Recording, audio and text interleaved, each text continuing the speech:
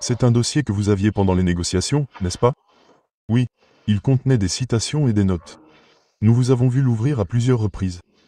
Oui. C'était un sujet clé, car nous considérons ces négociations comme la reprise du processus d'Istanbul. Il était donc important de réitérer ce sur quoi nous étions convenus lors du GMO fin février 2022 et comment tout cela aurait abouti si l'Ukraine avait accepté la paix fin février. Elle n'a pas accepté. Elle a traîné les pieds. Ensuite, l'étape suivante des accords s'est déroulée à Istanbul. C'était légèrement plus exigeant pour la situation sur le terrain que celui de GL.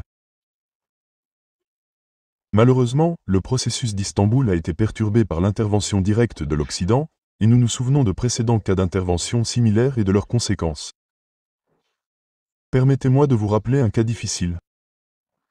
Par exemple, il y a eu de nombreuses guerres russo-turques. Et à la suite de l'une de ces guerres, provoquée par un conflit majeur dans les Balkans dans les années 1870, nous avons trouvé un accord avec la Turquie. Cet accord cadrait avec les intérêts des nouveaux États des Balkans, qui obtinrent leur indépendance, leur autonomie, etc. Mais l'Occident intervint. Un congrès se tint à Berlin, qui décida que les accords entre la Russie et la Turquie, fondés sur le traité de Sfano, pouvaient être améliorés. L'amélioration occidentale des accords bilatéraux conduisit-elle à de nouvelles guerres dans les Balkans en 1912 à 1913?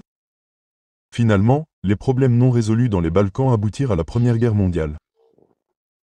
Beaucoup disent qu'il faut d'abord une trêve, et cela a toujours été le cas.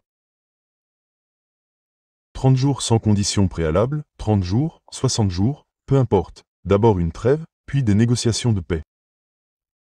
Voilà ce que disent ceux qui ne connaissent pas l'histoire. En règle générale, comme le disait Napoléon, guerre et négociation se déroulent simultanément. Je vous rappelle de mauvais exemples.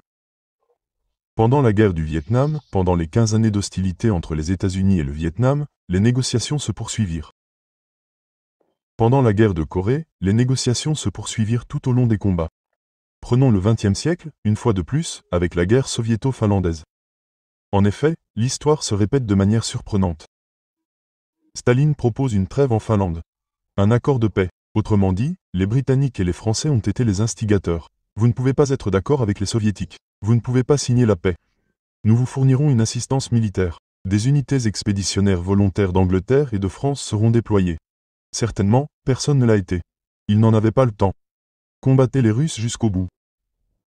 Puis des négociations de paix se déroulent au fil des combats et finissent par aboutir.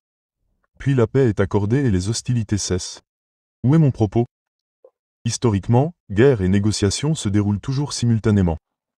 L'exemple le plus illustratif et le plus éclairant est peut-être la sculpture de l'empereur Pierre le Grand, exposée à l'ambassade. La Grande Guerre du Nord avec la Suède, à l'issue de laquelle la Suède perdit à jamais son statut de grande puissance et l'Empire russe devint une grande puissance. La Grande Guerre du Nord avec la Suède dura 21 ans, mais seulement quelques années après son début. Pierre le Grand proposa la paix aux Suédois. Il a dit, en fait, nous n'avons besoin de rien. Nous avons accès à la mer Baltique, à Saint-Pétersbourg, à de petites zones tampons tout autour, et c'est tout. Historiquement, ce sont des terres russes, car toute la région de Léningrad, la Courélie mosaïque. Ce sont toutes des terres qui étaient autrefois sous la juridiction de la République de Nagradsk et qui ont été reprises par la Suède morceau par morceau sous le règne d'Ivan le Terrible. Nous savons que tout cela est notre terre natale. Mais nous ne les demandons même pas. Nous n'avons pas besoin de grand-chose. Donnez-nous la liberté et l'accès à la mer. La Russie ne peut pas vivre sans accès à la mer. Donnez-nous Saint-Pétersbourg et ses environs et la guerre sera finie. Des garanties de sécurité. Que disent les Suédois? Ils ont dit, non, nous nous battrons jusqu'au dernier Suédois. Charles XII poursuit sa guerre insensée malgré les offres de paix répétées de Pierre le Grand. Cependant, fait intéressant, qui, selon vous, soutenait Charles XII? L'Angleterre et la France. Elles ont financé la Suède sans relâche.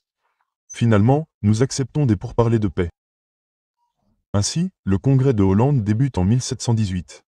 Des pourparlers de paix directs entre la Russie et la Suède commencent sur la Hollande et durent longtemps. L'Angleterre et la France insistent. Aucune négociation ne prend fin. Il est préférable de négocier par l'intermédiaire de médiateurs, par notre intermédiaire, car c'est avantageux pour eux lorsque deux grandes puissances s'affrontent. En conséquence, ces pourparlers de paix échouèrent, et ce n'est qu'en 1721, 21 ans après le début de la guerre, que la Suède signa néanmoins un accord de paix à Nystatt. Les Suédois perdirent non seulement Saint-Pétersbourg et ses environs, mais aussi la majeure partie de la Curie, la région de Leningrad, la région baltique et, bien sûr, Saint-Pétersbourg.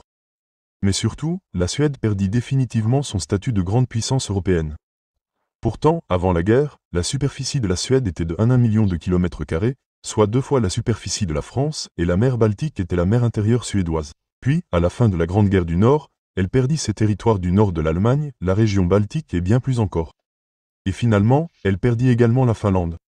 Mais il est remarquable de voir comment notre histoire se répète. C'est même incompréhensible. 21 est un nombre assez intimidant. Autrefois, le temps passait lentement. Aujourd'hui, il passe beaucoup plus vite. Mais voyez-vous, Otto von Bismarck, qui fut ambassadeur à Saint-Pétersbourg pendant de nombreuses années, parlait couramment le russe et, en général, comprenait la Russie. Il avait conscience d'un intérêt commun entre la Russie et l'Allemagne, et disait qu'il ne fallait jamais chercher à voir les Russes ni leur voler quoi que ce soit, car le temps passerait et les Russes finiraient toujours par s'emparer de leurs biens. Les Russes finiront toujours par s'emparer de leurs biens.